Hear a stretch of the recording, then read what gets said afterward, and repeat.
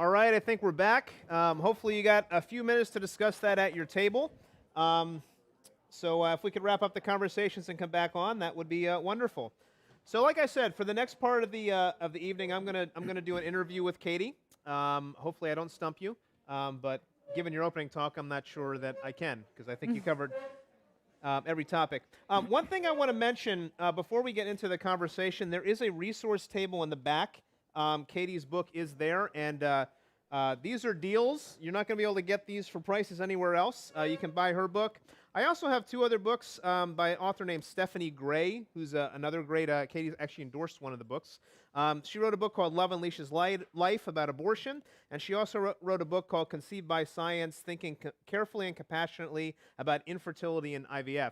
Particularly, she's a lot more gentle than I am. Yeah. So if you're triggered, read her book. That is true. I've listened to podcasts from both of you, and yeah. she is, I would say that, I would corroborate that. Yes. And then, not to be self-promotional, but Pastor Dave and I did write a book on dysfunctional families, so if you're interested in getting that, that's also back at the resource table. If you're watching online, the links to all these things are on Amazon as well in the resources tab.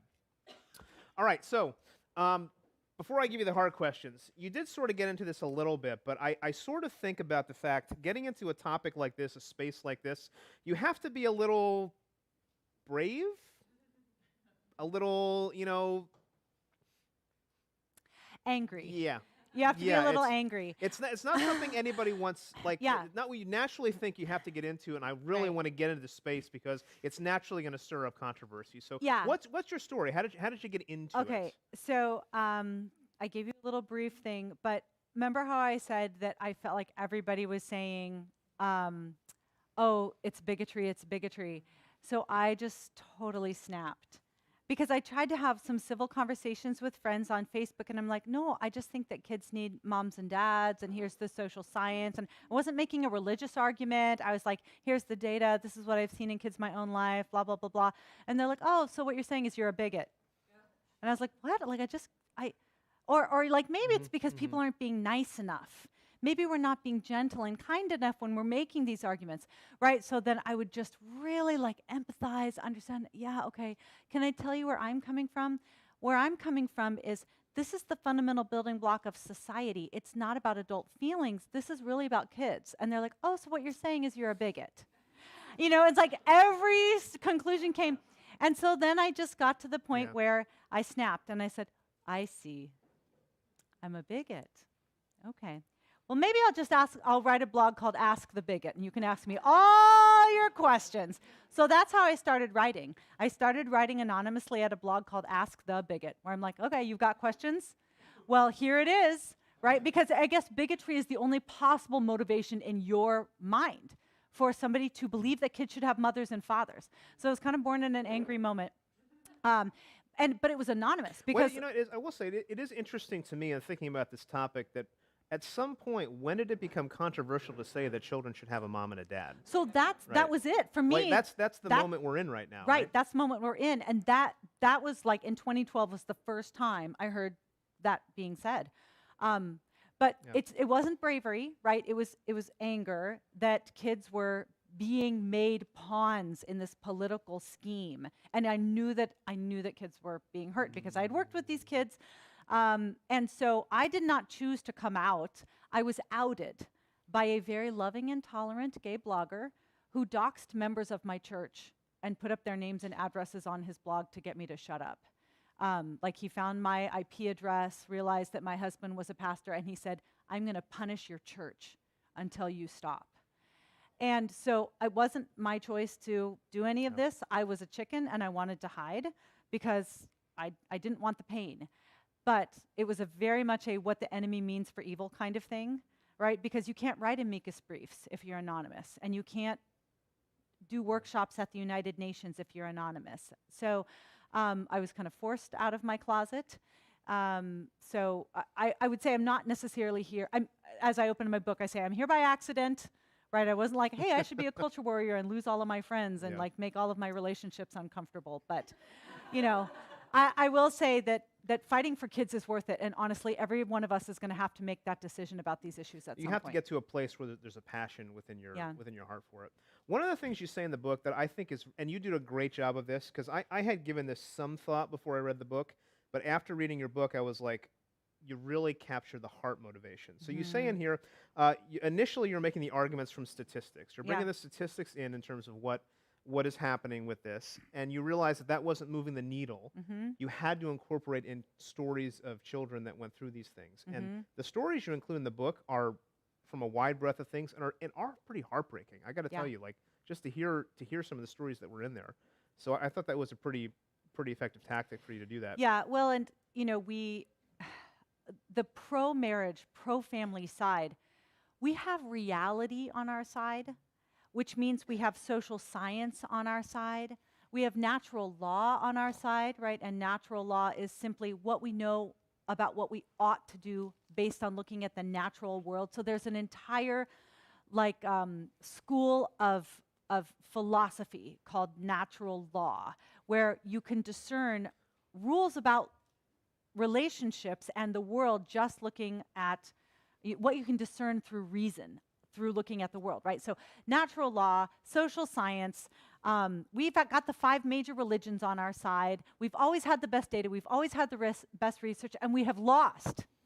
We've lost these major battles because the other side tells a better story. They humanize their arguments more, right? We all know the sob story, and they really are heartbreaking stories of gay people who were bullied in school when they were growing up and wondered if they could ever have a family, and now this is finally the way that they feel like they can, you know, have the family that they want and deserve. We all know those stories. Very few of us hear the stories of the little girl who was raised by 2 moms, who never would have spoken up against gay marriage, but every single time she heard a plane, she ran out into her backyard and waved frantically, hoping that her father was on board. Okay? So those are the stories that our side has not told. And those are the stories, like, you want statistics and arguments? We've got like 200 footnotes in the book. But we also have about 125 stories of kids who have lived through these modern families, so you can see the cost when we prioritize adult desires above children's rights in all of these different subjects. So you mentioned natural law, and we were talking before the event began. Natural law, to me, typically is associated with Catholic theology. Yeah. And it's probably something a lot of evangelical people are not familiar with. So that was a good definition. One of the things people might be asking about, and actually you say this in your book, I forget which chapter you mentioned it in, I'm trying to appeal to people from a social science, general natural law perspective. You don't really go into detail about scriptural examples and scriptural arguments. Yeah. But I wanted to ask if maybe you could make a quick scriptural argument. Oh, How does it intersect over? Because that's the claim you made in that chapter. Yeah. You're ready to go toe to toe. Oh yeah, totally. Like, and that was part of the accusation of bigotry, right? They're like, well, this is just a religious thing for you, right? People are like, oh, it's because you're a Bible thumper. And I'm like, oh, I am totally a Bible thumper. But notice I have not mentioned any scripture in these conversations. Like, you won't find one scripture in my book, even though I carry my Bible with me everywhere. I read it with everybody that I'm like, I stayed at April's house. I read it with her kids. I even read it with her 5-year-old and like read it with the Uber driver on the way to Princeton. I mean, like, I read the Bible with everybody that I'm with. It is my ultimate authority. But for way too long, people on our side thought that they could walk into a conversation on Facebook and say, God made Adam and Eve, not Adam and Steve. Boom! I've won this conversation. And the other side is like, no, you have gone backwards with me, right? Because you're not appealing to the common authority. And so in the book, it's natural law, what we know about what we ought to do based on the natural world, social science, and stories. But Christians cannot get this wrong. I have a lot of patience for unbelievers who have questions about this, and I don't have any patience for Christians or churches that compromise on the issue of sex and marriage. Why? God outlines 4 demographics in the Old Testament that deserve special recognition and protection: the alien, the poor, the widow, and the fatherless. Protecting the fatherless is a mandate, right? You've got like 40 verses in the Old Testament specifically saying, here are special laws to make sure they don't go hungry, they aren't abused, they're not made even more vulnerable because of their circumstances. if you compromise on God's design for sex and marriage in the name of love or tolerance, you are not just ignoring the fatherless, you are endorsing the creation of fatherless children.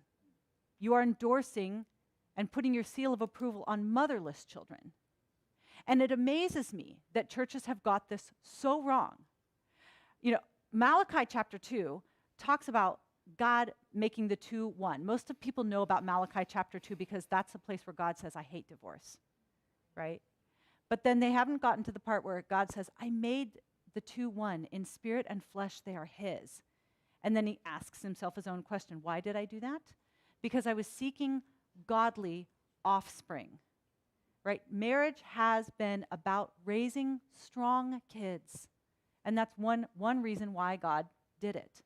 And so I am stunned at entire denominations that are turning their back on God's design for sex and marriage. And this is my question, right, for the woke lesbian pastor at the ELCA or wherever. And I'm like, I love my friends who disagree with me, but I feel nauseous when I think about Christians who have compromised on this issue. And I want to know that woke female pastor at that compromising denomination, when she has a 9-year-old boy walk up to her, when he's finally able to read the Bible on his own, say to that pastor, I just read the 10 Commandments for the first time. And I read that the first commandment with a promise is honor your mother and father. So I want to know why you approved of a marriage that meant that I can never obey that command. What is she going to say to that kid? Probably, well, you were the acceptable offering on the true God that I serve, on his altar, and that is the God of sex, the God of sexual identity, the God of self-fulfillment, because that's what it is, right? You are swapping one God for another. You can either worship the God of the Bible that insists that adults direct all of their sexual energies towards the person they're married to so children never have to suffer loss, or you can serve another God, but kids are going to pay the price. So I'm off that soapbox. The pastor's wife has left the building. Well, it made me think, specific, because I did a sermon on this and preached on this a number of years ago. Mark 10 and Matthew 19, where Jesus is specifically confronting divorce. Yeah. So you mentioned in the book that yes, there are divorce situations. Mm-hmm. So we have great empathy, abuse, things of that nature, but the vast majority are people that are leaving low conflict relationships. And that's specifically what Jesus is confronting in those passages. Mm-hmm. The culture of no-fault divorce. Like in Jesus' day, a husband could say, my wife didn't cook my food correctly. She burned my toast. That's right. So now we're going to get divorced. Mm-hmm. That's what he's confronting. Right. Yep, that's right. And that's what he was confronting in Malachi. Yes. Right? You had these spiritual leaders who were abandoning their wives when they had some stretch marks and got the gray hair and went for the trophy wives. Yeah. Right. Yeah, that's exactly right. Yeah. So let me ask you this. So you mentioned a few of the objections that you hear. Mm-hmm. And there might be some people listening or watching that are having some objections to things you've raised up. What are some of the biggest objections you face to the argument that you're making? Yeah. And is there a theme to them? Yeah. So probably the biggest one is the argument about biology, right? That biology matters in the parent-child relationship. Part of that is because if biology matters, then all of these debates are settled. Because what modern family is modern family is really just code for the kid has to lose a biological parent, okay? And so that's probably the place where we get the most pushback, is that biology matters from our friends on the left. But people on the right have a problem with it too, because many of us have adopted children. Many of us feel like if we say biology matters, that means that it devalues our role as parent or our connection with our child. And to that I say, good adoptive parents recognize the loss that their kids have experienced and validate it. And that's actually why adopted children tend to fare better than the kids created through sperm and egg donation, even though adopted children are raised by neither biological parent, and children created through sperm donation are raised by at least one biological parent. but somehow the adoptees are doing better, right? And we talked a little bit about that. So I think that there's defensiveness on from both the left and the right on that topic of biology matters. But when it comes to the research and the data we have, and now when it comes to the stories of kids that were intentionally separated by a biological mother and father through reproductive technologies, you don't have a leg to stand on. You simply don't. There's no statistical argument to be made that biology is irrelevant in the parent-child relationship. So we spend an entire chapter on that. It's right after Children Have Rights. We explain why biology matters, because it really is the crux of the issue. Right.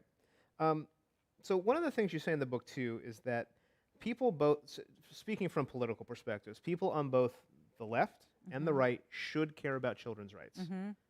How do you make that argument? Yeah, so my friends, I'm in the world I'm in the conservative world, admittedly. I'm in the middle of writing my second book, How to Raise Conservative Kids in a Woke City, right? So like, that's what I'm working on right now, because that's everybody's question, especially in Seattle. And so like, I'm very familiar with what conservatives think and want, and I mean, I haven't read all of the philosophers, but like, I listen to way too many podcasts, let's just put it that way. And so conservatives, generally, they want limited government, right? They want low taxes.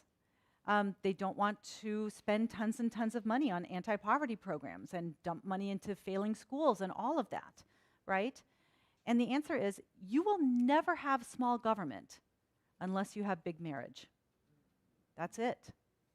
Unless you have very strong families. And when I say marriage, I'm only talking about the marriage that does not require a child to lose a parent to be in that marriage, because that's just a broken home with another name, okay?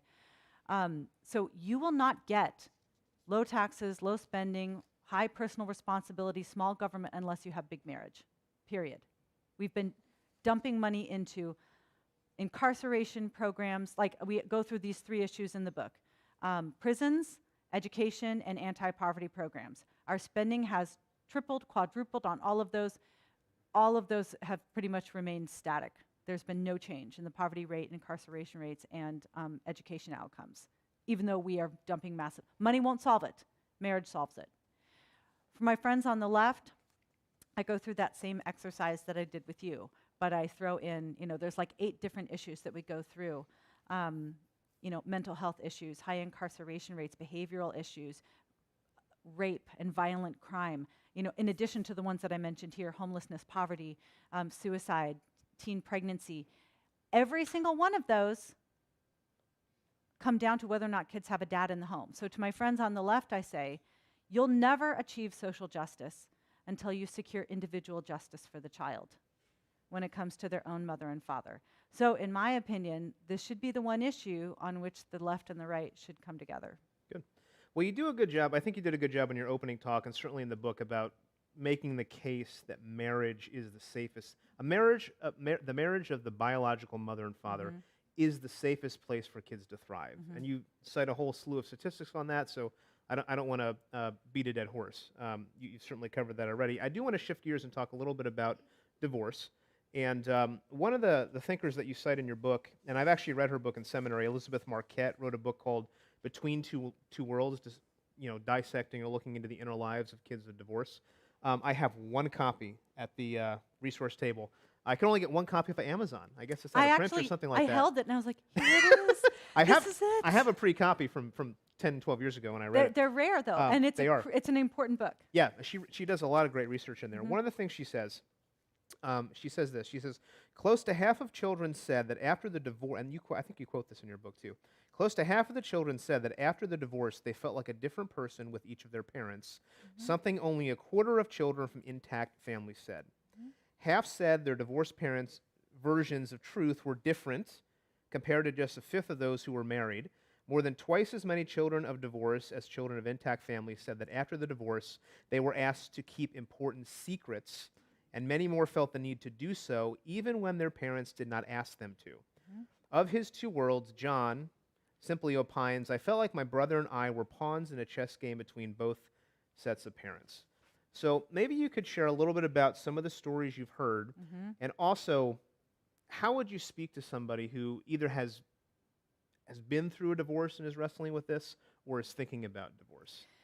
The statistic you cited there, and Elizabeth Marget's research, I had to step away from my computer when I read that kids that grow up in two different homes, 50% develop, in essence, two different personalities because they have to be two different people at their mom's and dad's home. So the stories I think that stand out the most to me are the kids who said things like, I loved my mom and my new step-siblings and got along with my dad, but then I would go to my dad's house and I'd be in that world and they would barely even know that these people existed.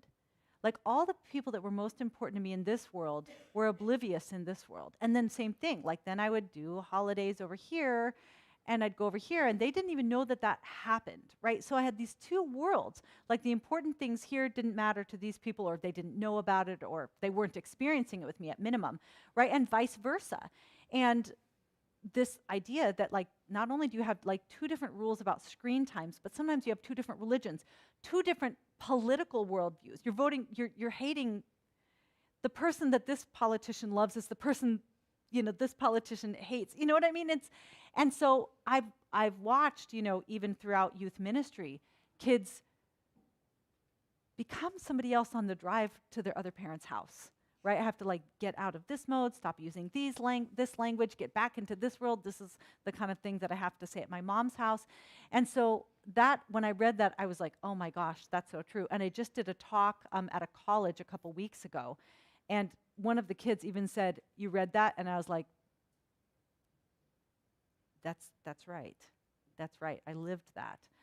So It's part of your own story, right?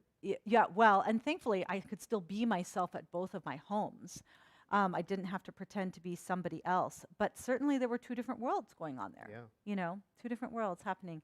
So divorce, we had a really good question at the table here of like, okay, so if kids have a natural right to their mother and father, what does that have to do with divorce? Like, how do you make divorce happen? Like, what do you do?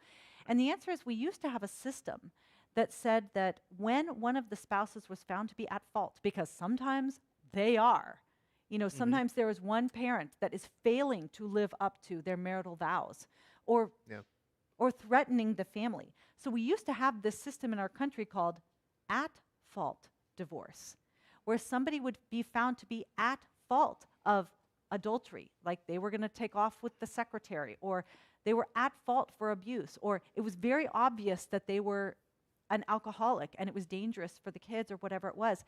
And then what the courts would do is they would do this incredible thing and they would side with the innocent spouse. They would reward the innocent spouse with custody or the house or whatever it was. And then oftentimes the community also would validate and support the innocent spouse. And so the at-fault divorce system gave the most power to the most responsible adult. But the no-fault divorce system gives the most power to the most misbehaving spouse. Oftentimes the spouse that wants the marriage the least gets the most power in how the relationship is going to go. In essence, the no-fault divorce system rewards bad behavior, right? And so now we've got this horrible epidemic of good people being divorced against their will, and the court literally not even being able to prioritize them because they legally can't. Gotcha. Yeah, I remember growing up and I told my story at the beginning. My father passed away, but there was so many friends I had in grade school that were dealing with divorce, and it was hard for me to wrap my mind around how painful that would be. Because losing my father, I mean, it was painful obviously because he passed away, but how do you deal with a situation where somebody walked away? Right. Because so the pain continues on. Brad Wilcox, who is among the top 2 sociologists in the country, in my opinion, just tweeted a new study that came out a couple days ago that children whose parents die do better academically than children whose parents divorce. And it's for exactly the reason that you mentioned, right? That the child whose father or mother has died, they don't have to deal with questions of, is it my fault? Right? But I tell you, there's very few kids of divorce that I talk to who don't at some way figure out how to blame themselves for it, especially in low conflict marriages. It was my fault they broke up. It was my fault they broke up. Because, especially, so when there's abuse or mom is is a horrible a drug addict and doing terrible things, and there's a divorce, the kid goes, well, I love my mom, but obviously this was terrible. But the 70% of kids that go through divorces from low conflict marriages, a lot of times they don't even know why it happened, right? They're like, I felt like it was okay. I mean, maybe they had some challenges, but I was happy. Everything seemed fine. There weren't any big fights. So a lot of times the only conclusion they can come to is, it must have been me. I must have been the reason why the divorce took place. And so, yeah, psychologically, children whose parents have tragically passed away often fare better than kids whose parents divorce. Yeah. And I think to your point, obviously when you're in the midst of the conflict, the adults are thinking about how it's affecting them and not taking a step back and Yeah. looking at the kids in many cases. Well, and No. you know, when I'm not doing children's rights work, I work for another organization called Canavox, and I do a lot of Based out of Princeton. based out of Princeton. By the way, I saw you wrote for Public Discourse, which I had I- come across that website before I realized you wrote for them. Yeah, they're Yeah. very it's very nice that they let you into that little gated digital community. But no, I love Public Discourse, so I've written a couple articles there. Yeah. But so what I do for Canavox is I talk to teens about all of these issues of affecting kind of sexuality, relationships, friendships, and things like that. And when I'm not doing Canavox, I'm a pastor's wife, and my husband and I have done marriage counseling for anything and everything that marriages go through. You know, addiction issues, communication problems, infertility issues, same-sex attraction, childhood trauma that's coming up in your marriage and making it really, really difficult to have a functioning relationship. And marriage is hard. You're faced with tragic things, you know, the loss of kids or miscarriages. I mean, like, the stuff that married couples deal with is some of the hardest things that you're going to go through in life, especially as an adult. And I'll never, never minimize how hard it is to be in a struggling marriage. But when it's not adultery, abuse, addiction, abandonment, and it's in the 70% of cases that are very challenging, if the adults don't work it out, really what they're saying is, this cross is too heavy for me. Here, kid, you take it instead. They're passing the work that they should do onto the children. So, and that's the hard part about being the children's rights activist, is I know that some of you guys, I know that you've lived through this pain, but also the kids in the relationship deserve to have a voice about it. And that's it. Yeah. Well, let's leave that topic there, because I want to move on, just for the time that we have, onto, I think, a topic that I'm willing to bet that a lot of people have thought about marriage, divorce, issues with that. I think a lot of people have not thought, or at least not thought deeply, about the issues of same-sex parenting and reproductive technologies. And the two are inherently linked, not solely, but Right. obviously one requires the other. So you mentioned Dave Rubin. I thought about that topic. Obviously, if you follow the news, Pete Buttigieg. I mean, it's more and more common. So it is something that needs to be thought about. I was actually thinking, I don't know if you were a fan of The Big Bang Theory, but if you've ever watched The Big Bang Theory, the very first scene is Sheldon and Leonard going to deciding if they're going to go donate sperm and get money for it. That's how they're going to make some money to Interesting. pay their rent. Okay. And this is like back in 2007, so I think it's a little bit more in the news now. So I guess the question is, how should we think about it? Like, what are some things that we should consider as it relates to kids and same-sex parent? I will also say too, my son was born, and I told you this, was born with special needs, and ironically, when he was born, he was in the NICU for months. The first roommate he had in the NICU was a child of a same-sex married. Surrogate born child, probably. No, it was female, No. so it would have okay. been donor conception Okay. to some extent. Yeah. So, but my wife and I were talking about this. How do you think about that? How do you Yeah. interact and love people and Oh, think through the sure. topic? You know. Yeah. Okay. So, okay. We can do a bunch of things Maybe at the same time. I gave you kind of a broad Nope, question. No, but, it's you know. okay. So what do we do in terms of thinking through same-sex parenting and sperm and egg donation? So the answer to that is adults need to do hard things. So in every single topic that I am talking about here, whether it's the struggling marriage, whether it's the person who experiences same-sex attraction and desperately wants to be a parent, whether it's the single woman who would be an amazing mother, but she's 40 years old and she hasn't met Mr. Right and her biological clock is ticking and she's thinking about getting a sperm donor, Or it's the heterosexual couple who's so wonderful but struggling with infertility and desperately wants a baby and feels like the woman especially feels like she's going through the worst breakup of her life month after month after month after month, and all she can think about is having a baby. So in all of these situations, adults are experiencing very serious loss, longing, desire, struggle. The answer is not to pass that on to the child. Okay, so in all of those situations, either the adults will do the hard thing or the child will do the hard thing, but somebody's going to do the hard thing. Either the struggling marriage is going to work it out and do the hard thing, or they're going to make the child grow up in split homes.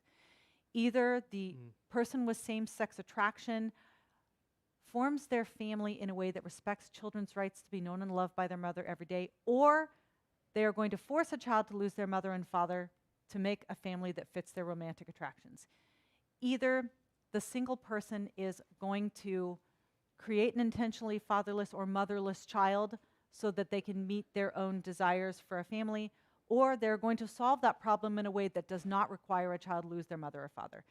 Either the infertile couple is going to figure out how to resolve their infertility, hopefully heal their infertility, or they're going to, because most of these people desperately want a biological relationship to their child. That's why they're not adopting, right? Well, I really, really want to have my own baby, so I'm going to go get a sperm donor because I want a biological connection to my baby.